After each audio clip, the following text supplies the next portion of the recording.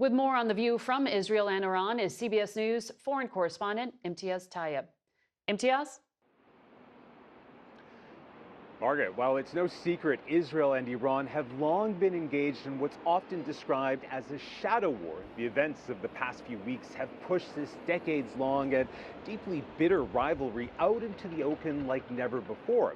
As we've been reporting, Iran's missile and drone attack on Israel last weekend was in response to an apparent Israeli strike on one of Tehran's diplomatic facilities in Syria, killing top Revolutionary Guard commanders, and also marked the first time Tehran has ever tried to target Israel inside Israeli territory directly, setting an extremely dangerous precedent that has the potential of establishing a worrying new norm between these arch rivals, one where they now strike each other's territory directly, like Israel did inside Iran on Friday, and the other responds in kind.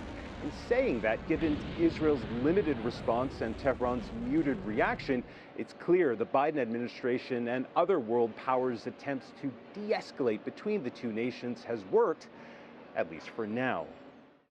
So, Imtiaz, you mentioned the shadow war, and Israel has been conducting covert action for years. But we know since October 7th, Israeli leaders have tried to reestablish what they call deterrence, getting all of its enemies to be too afraid to come and attack them. Do Israelis feel this overt action did that?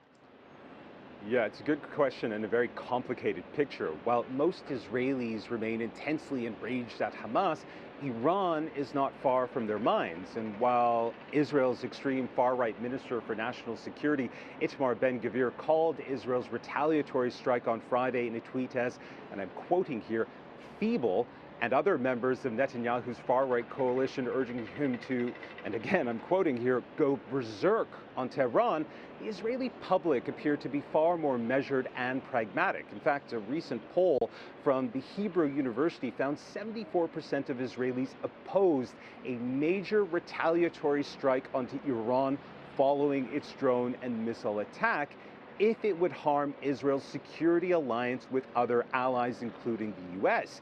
In saying that, 44% of Israelis also back a military offensive against Hamas in the southern city of Rafah, where at least 1.2 million Palestinians are sheltering, even at the cost of Israel's foreign relations.